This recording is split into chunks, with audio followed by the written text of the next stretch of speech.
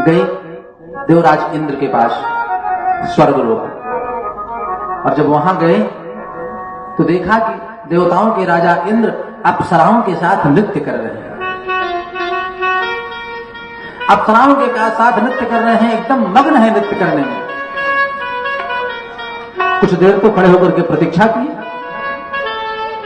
और जब देवराज इंद्र का कोई प्रत्युत्तर नहीं मिला, भोग विलास में एकदम मग्न थे, तो बृहस्पति जी नाराज होकर के वहां से चले, रुके नहीं। नाराज होकर के चले आए बृहस्पति जी, और जब नृत्य वाद्य विराम हुआ तो देवराज इंद्र ने कहा कि गुरुजी आए थे क्या? सैनिकों ने बताया, हाँ महाराज आए थे, वो आप नृत्य में मग्न थे। तो बताया क्यों नहीं? चलो कोई बात नहीं, फिर आएंगे तो मिल लेंगे। अब बृहस्पति जी नाराज है। समय बीता, देवलोक में यज्ञ का आयोजन हुआ।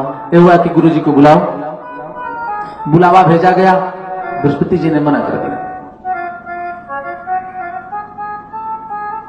बृहस्पति जी ने जब मना कर दिया, पार्षद आकर के बताए कि महाराज आपने तो अपने गुरु जी का अपमान कर दिया, वो आने से मना कर रहे हैं, आएंगे नहीं। अब देखिए, प्रभुता पाहि काहि मदनाहि, देवलोक का राज इंद्र को मिला है, देवताओं को राजा है, अहंकार मन में व्याप्त है। अरे कहा छोड़ो, एक पंडित नहीं तमाम पंडित टाल रहे हैं, दूसरे को बुला लेंगे। अब दैत्यों विश्वरूप को बुला लिया, दैत्यों के आचार्य विश्वरूप जी गए, कहा कि महाराज आप हमारे यज्ञ संपन्न कराएं। तो विश्वरूप को आचार्य बना दिया, यज्ञ कराने लगे। यज्ञ तो करा रहे हैं, लेकिन बीच बीच में दैत्यों के गुरु तो देवताओं की आहुति में दैत्याय स्वाहा बोल करके आहुति प्रदान करने लगे। अब जब देवराज इंद्र को यह बात पता चली, तलवार से सर अलग कर दिया, क्योंकि बताइए धन लक्ष्मी हमारी लग रही है, सामग्री हमारी, स्वाहा दैत्यों को कर रहे हो आप। सर काट लिया। जब सर काट लिया, राम राम राम, जघन्य अपराध हो गया। यज्ञ में ब्राह्मण का आचार्य पद पर अपमान करने से महान दोष लगता है, और ब्रह्म हत्या पर तो देवराज इंद्र को ब्रह्म हत्या का श्राप लगा।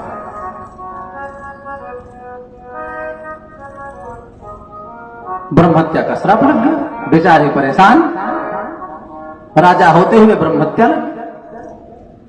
कोई उपाय नहीं सूझा, भगवान के पास हाथ जोड़े पहुंचे, कहा महाराज इस दुख से आप ही बचा सकते हैं। नारायण ने कहा कि इंद्र, जब तक सब सकुशल चलता रहता है तब तक हमारी याद तुमको नहीं आती, जैसे ही कहीं फंसे तुरंत मेरे पास आ जाते हो। देवराज इंद्र ने कहा कि महाराज अब आप ही ने तो हमको राजा बना दिया है, क्या करें? राजपद पाने के बाद अहंकार भी आप आ गया तो क्या करें? लेकिन इस बार हमको इस ब्रह्म हत्या से कैसे बचाओ? दैत्य कब्जा कर लेते हैं, मैं पराजित हो जाता हूं, उतना दुख नहीं होता जितना दुख इस ब्रह्म हत्या से हमको लगा है। कहां लेकर के जाऊं? भगवान ने कहा देवराज इंद्र सुनो, इसमें मैं तुम्हारी कोई सहायता नहीं कर सकता, उपाय जरूर बता सकता हूं। महाराज कुछ करो, उपाय बता दो। तो उपाय यह है कि यदि आपकी ब्रह्म हत्या कोई लेना चाहे तो आप इससे मुक्त हो सकते हैं। अब बताइए, सही चीज वस्तु तो कोई लेने नहीं चाह रहा है, ब्रह्म हत्या कौन ले लेगा? ब्रह्म हत्या जैसा जघन्य अपराध का पाप कौन लेना चाहेगा? तो देवराज इंद्र ने कहा कि महाराज ब्रह्म हत्या तो कोई नहीं लेगा, थोड़ा और सरल करो। भगवान ने ब्रह्म हत्या को 4 भाग में विभाजित कर दिया। चलो तुम्हारी ब्रह्म हत्या के पाप को मैं 4 भागों में बांट, अब इसको विभाजित करो, अब इसको किसी को थोड़ा थोड़ा करके दे दो तो आप खपत हो जाए। जो प्रोडक्ट न बिक रहा हो उसको बांट करके सिंपल चेंज कर दिया जाए तो बाजार में तेजी से बिकने लगता है। अच्छा, उस पर भी जब देवराज इंद्र कहे कि महाराज इस पर भी कोई लेने के लिए तैयार नहीं है, तो उसके साथ एक नई युक्ति जोड़ी गई।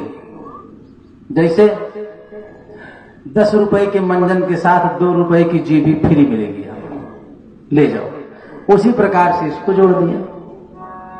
ब्रह्महत्या को 4 भागों में विभाजित कर दिया गया। पहला भाग पृथ्वी को मिला, दूसरा भाग वृक्षों को मिला, तीसरा भाग जल को मिला, चौथा स्त्री को मिला। 4 भागों में ब्रह्महत्या को बांट दिया गया। अब लाभांश फलांश इनको क्या दिया गया? पृथ्वी को लाभ यह बताया गया कि सुनो,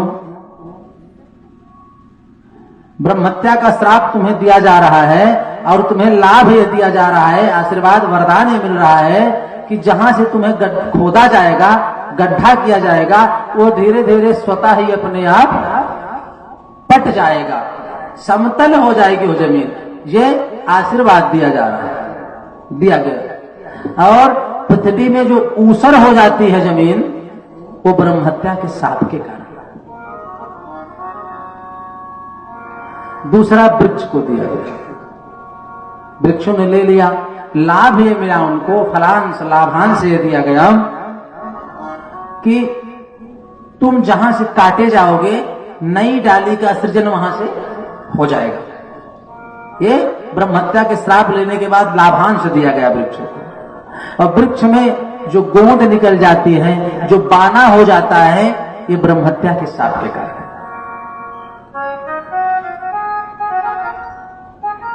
तीसरा भाग जल को दिया गया, जल को फलांश दिया गया, लाभांश, कि किसी भी धर्म कार्य में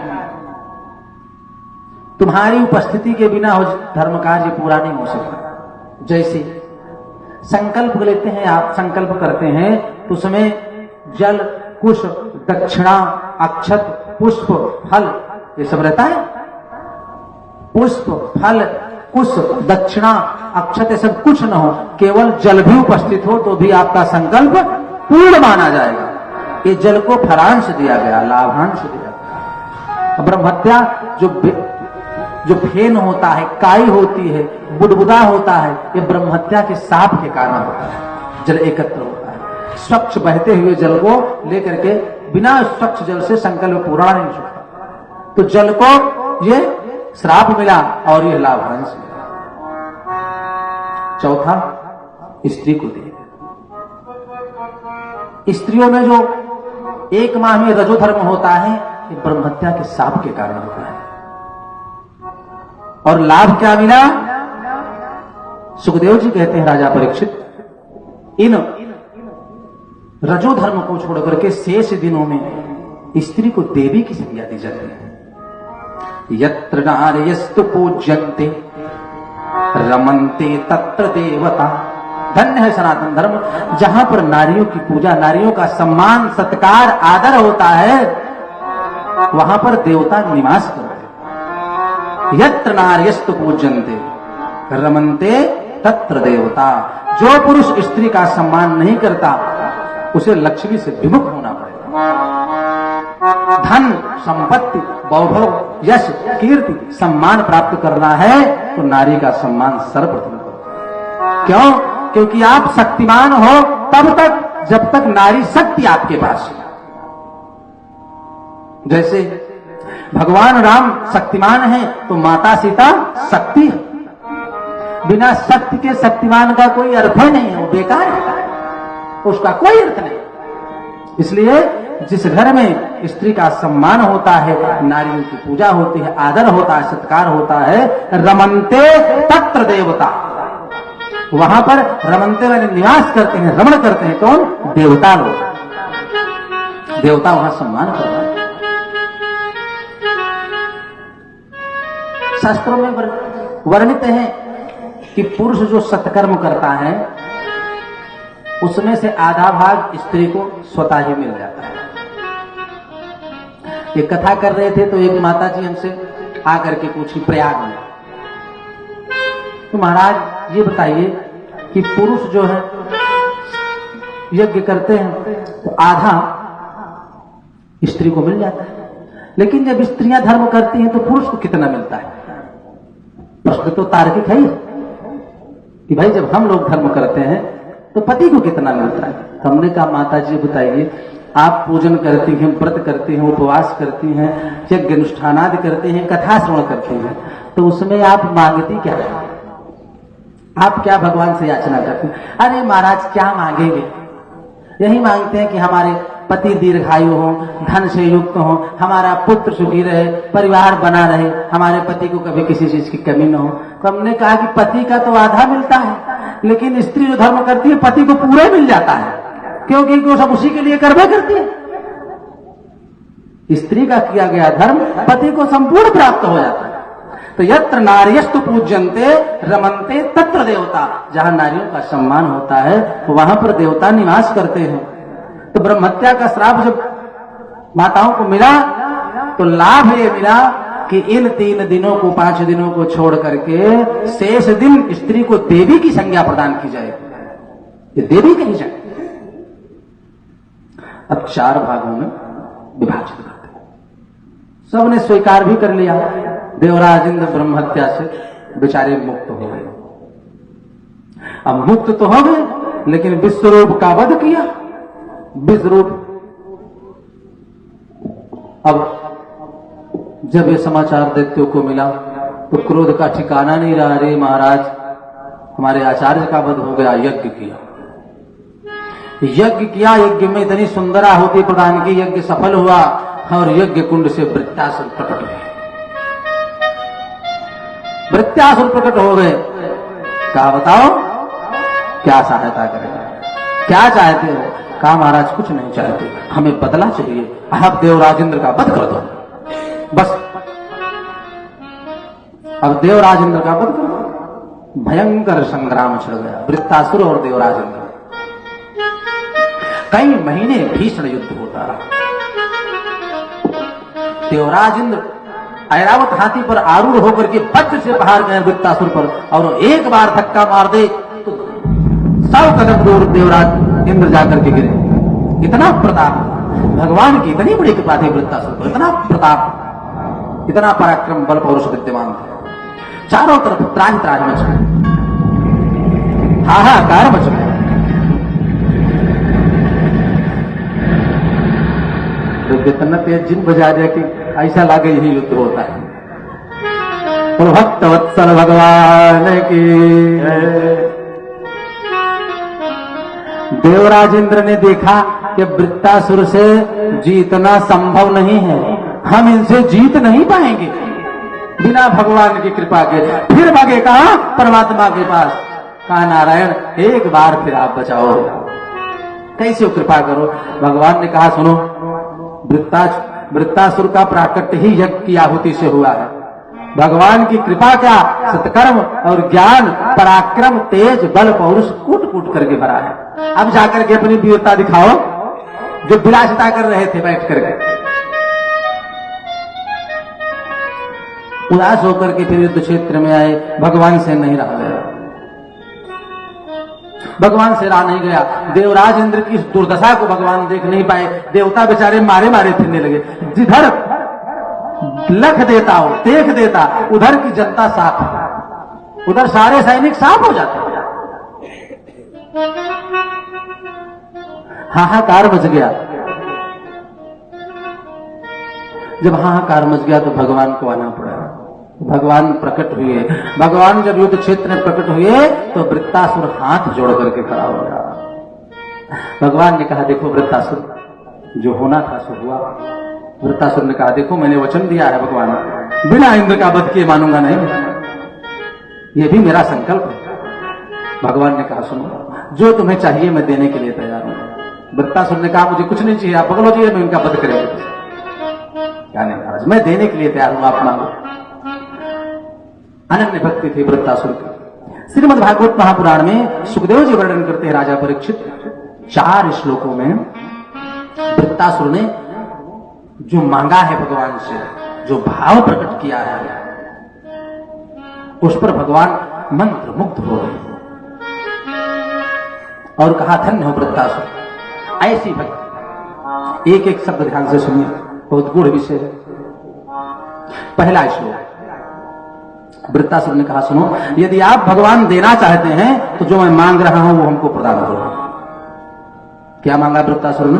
पहले श्लोक में, अहं हरेतौ पादैक मूल दासानुदासो भवितास्मि भूयः। अहं हरेतौ पादैक मूल दासानुदासो भवितास्मि भूयः। मनः स्मरेता सुपतेर्गुणास्ते गृणीत्वा कर्म करोतु कायः। पहले श्लोक में वृत्तासुर ने कहा, गोविंद, अहं हरेतौ पादैक मूल, मैं आपके चरणों की सेवा चाहता हूं, आपसे जुड़ना चाहता हूं, लेकिन कैसे? बोले, दासानुदासो भवितास्मि भूयः। आपका जो दास हो, हमें उसका दास आप बना दीजिए, मैं ये चाहता हूं। अहम हरेतौ पादैक मूल, लेकिन कैसे? दासानुदासो भवितास्मि भूयः, मैं आपके दास का दास बनना चाहता हूं। ये आशीर्वाद हमको दीजिए। भगवान ने कहा, जी बताओ, दास का दास क्यों बनना चाहता? कहीं डायरेक्ट संबंध में खतरा है प्रभु, कहीं कोई त्रुटि हो गई तो असुविधा होगी, अपराध हो जाएगा। हम आपके दास के दास रहेंगे तो असुविधा नहीं होगी, अपराध नहीं होगा। और मनः स्मरेतः सुपतेर्गुणास्ते, मन जो है हमारा आपके गुणों का हमेशा चिंतन करता रहे, ऐसी भक्ति प्रदान करता। मनः स्मरेतः सुपतेर्गुणास्ते अग्रणीतवा कर्म करोतु कायः। वाणी से जब भी निकले आपका नाम और इंद्रियों से कर्म होता रहे तो आपके, हमको आप दास का दास बना दीजिए। भगवान ने कहा, बस? कहा, नहीं, अभी तो शुरुआत है, हमको यही चाहिए। तो भगवान ने कहा, ठीक है, ये तो साधारण सी बात है वृत्तासुर, इसको तो मैं दे ही दूंगा आपको, और कुछ बड़ा मांग लो, कुछ विशेष मांग लो। दूसरे श्लोक में वृत्तासुर ने कहा, प्रभु, बड़ा हमको कुछ नहीं चाहिए, हमको कुछ बड़ा पद नहीं चाहिए, हमको छोटे चाहिए। हम इतने बड़े वक्ता नहीं महाराज की, हमको कुछ चाहिए, हम इतने में प्रसन्न है, लोग कथा सुने, आनंद आता रहे, यही बहुत धन्य यही है कि भगवान ने अपनी नौकरी में लगाया। इससे बड़ा भाग, इससे बड़ा सत्कर्म और इससे बड़ी कृपा क्या हो सकती? वृत्तासुर ने कहा कि प्रभु, हमको कुछ चाहिए नहीं। ननाक पृष्ठम, दूसरे श्लोक, ननाक पृष्ठम न च पारमेष्ठम न सार्वभौमम न रसाधिपत्यम न योग सिद्धिर न पुनर्भवं वा असमंजसत्वा विरहय्यकांक्षी। ननाक पृष्ठम न च पारमेष्ठम, न स्वर्ग का सुख चाहिए, न इस मृत्यु लोक का सुख चाहिए, न सार्वभौमम, न सभी दिशाओं का स्वामित्व चाहिए, न रसाधिपत्यम, न मुझे किसी अधिपति की जरूरत है, न किसी सिंहासन की जरूरत है, न योग सिद्धिर, न किसी योग की जरूरत, योग का संदर्भ चाहिए, न योग सिद्धिर न पुनर्भवम वा, न पुनर्जन्म चाहिए, न जन्म मरण से परे, न कोई सिद्धि चाहिए, न कोई योग चाहिए। हाँ सुनो, समंजसत्वा विरहय्यकांक्षी, हमको आप विरह वेदना का प्रेम दे दीजिए, देना ही चाहते हैं। संयोग और वियोग दो स्थितियां होती हैं, तो महाराज संयोग का प्रेम हमको मत दीजिए, हमको वियोग वाला प्रेम दे दीजिए बस। अब तो प्रश्न और गूढ़ हो गया। भगवान ने कहा, हमसे आप वियोग क्यों चाहते हैं? समंजसत्व आप विरहय्यकांक्षी, विरह वेदना क्यों चाहते हैं? कुंती की तरह दुख मांग रहे हैं आप? अरे भैया, आप संयोग मांग लो, हम अपना सानिध्य दे दें, हमारे साथ रहो, पार्षद बन जाओ। वृत्तासुर ने कहा, ये गलती मैं नहीं करूंगा, मुझे ये गलती नहीं करनी। समंजसत्व विरहय्यकांक्षी, मुझे विरह चाहिए, वेदना चाहिए, दुख चाहिए, उस दुख में आपका आसन बना चाहे, वियोग का प्रेम चाहिए। तो कहा कि बताओ फिर कैसे प्रेम चाहते हो, और स्पष्ट करो। तीसरे श्लोक में वृत्तासुर, अजात पक्षा इव मातरं खगा स्तन्यम यथा वत्स तराछुधार्था अजात पक्षा युव मातरं खगा स्तन्यम यथा वत्सतरा क्षुधार्था प्रियं प्रियेव व्यखतुम विखर्णा मनोरविंदा क्षतिदृक्षते त्वाम। हे अरविंदाक्ष, हे कमल के समान, अरविंद माने कमल, अक्ष माने नेत्र, हे कमल के समान नेत्र वाले परमात्मा, अजात पक्षा युव मातरम खगा, जैसे कोई अबोध पक्षी का बच्चा हो और अपनी मां से मिलने की राह देख रहा हो, वही बच्चे और मां वाला प्रेम। तो कहना वही प्रेम दे दे, कहीं नहीं नहीं, उससे मिलता जुलता प्रेम, वो प्रेम मत दीजिए। भगवान ने कहा क्यों, वो प्रेम देने में क्या बुराई है? कहा उसमें एक धोखा है। क्या? अजात पक्षा युव मातरम खगा, जब तक पक्षी की मां अपने बच्चे से मिलने नहीं, उसके लिए कंठ में दाना भर करके लाती है, बहुत अनन्य प्रेम रहता है। लेकिन वही पक्षी जब बड़ा हो जाता है तो अपने बसेरे को छोड़ करके उड़ जाता है, फिर दोबारा उस घोंसले में कभी नहीं आता। तो ये प्रेम तो वैसा चाहिए, मिलता जुलता है, लेकिन संपूर्ण वही वाला प्रेम मत दीजिए, उसमें ही इतना विकार है। और जो चित्त है मनुष्य का, चित्त में जो चाह है, ता और बीच में आधा ता, तो जो चाह है वो चैतन्य स्वरूप परमात्मा है, और जो पूरा ता है वो तकार स्वरूप जीव है, और वही जो आधा ता है वही विकार है। वृत्तासुर कह रहे महाराज वही थोड़ा सा विकार बचा है पक्षी और मां के प्रेम में, वो वाला नहीं, उसी से मिलता जुलता है। तब बोले स्तन्यम यथावत सतरा क्षुधार्था, जब एक गाय अपने बच्चे को, बछड़े को दूध पिलाती है, तो दूध पिलाते समय जो प्रेम करती है, स्नेह करती है, वो वाला प्रेम दे दीजिए भगवान, वैसा प्रेम। इतना अद्भुत प्रेम होता है कि चाहे जितनी भी गंदगी लगी रहे बच्चे में, मां उसको चाट चाट करके साफ कर देती है, वैसा प्रेम दे दीजिए। भगवान ने कहा वृत्तासुर ही प्रेम दे दे, तो वृत्तासुर ने महाराज वैसे मिलता जुलता चाहिए, लेकिन वो मत दीजिए। क्यों? उसमें भी छोटा सा खतरा है। क्या? बोले प्रेम तो मां बहुत करती है बछड़े से, लेकिन जब थोड़ा बड़ा हो जाता है तो वही मां खींच करके लात मारती है। अब वो बात तो ठीक है, लेकिन और जब बड़ा होता है तो माता और पुत्र का संबंध खत्म हो जाता है, इसलिए उन्हें तो कहा फिर कौन सा? बोले प्रियं प्रियेव व्यखतुम विखर्णा, एक प्रेमिका जो अपने प्रेमी से प्रेम करती है, वही प्रेम। एक सच्चा प्रेमी जो प्राप्त करने के लिए प्रेम करता है, उसको वियोग का प्रेम, हम मिले ना आपसे भगवान, दर्शन हो जाएगा तो सारा काम खत्म, दर्शन नहीं करना है आपका। तब बोले आपसे मिलने की आकांक्षा बनी रहे हमेशा मन में। प्रियं प्रियेव व्यखतुम विखर्णा, हम हमेशा विगलित रहे, मिले ना आपसे, लेकिन मिलने की आकांक्षा हमेशा बनी रहे कि अब मिल लेंगे, घंटे बाद मिल लेंगे, 2 घंटे बाद मिलेंगे, 10 दिन बाद मिलेंगे। मिलने की आकांक्षा, उत्कंठा मन में वैसे रहे, बस हमेशा बनी रहे। प्रियं प्रियेव व्यखतुम विखर्णा मनोर मनोरविंदा छदिदृक्षते त्वाम। हे अरविंदाक्ष, हे कमल के समान नेत्र वाले भगवान, ऐसा आशीर्वाद प्रदान करें। छदिदृक्षते त्वाम, दृश्य माने देखना चाहता हूं आपको, त्वाम युवाम युवम, मैं आपको देखना चाहता हूं। इस प्रेम, ऐसा प्रेम भगवान ने कहा देखिए बहुत उल्टा पुल्टा वरदान मांग लिया, कहा ठीक है। और चतुर्थ में ममोत्तमसलो कजने सुसख्ये भक्त्यादिकानाम नटवत्सु तेजसाम। ममोत्तम श्लोक जन सकते, हे परमात्मा आप जैसे उत्तम श्लोक का दर्शन इसी प्रकार हो। प्रियं प्रियेव व्यखतुम विखर्णा मनोरविंदाक्षर दृश्यते त्वाम। आपके मोहनी स्वरूप का सुंदर मुस्कुराते हुए ऐसे दर्शन हो, लेकिन शर्त यही है कि मन में विरह की वेदना रहे, आकांक्षा बनी रहे, मिलने की उत्कंठा बनी रहे, हम मिल ना पावे, दर्शन पा जाएंगे तो प्रेम खत्म हो जाएगा।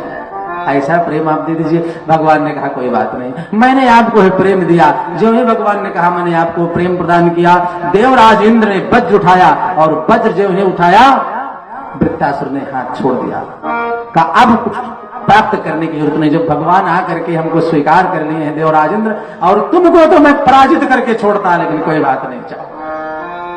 और युद्ध क्षेत्र में वृत्तासुर का वध हुआ। भगवान ने अपना धाम प्रदान किया, आशीर्वाद दिया और वृत्तासुर को अपने भक्त प्रदान किया। भक्त वत्सल भगवान की जय। भगवान के चरणों में अनन्य भक्ति प्राप्त हुई वृत्तासुर को, शरणागति प्राप्त कर लिया। प्रभु हम भी शरणागत हैं, स्वीकार करो तो जा।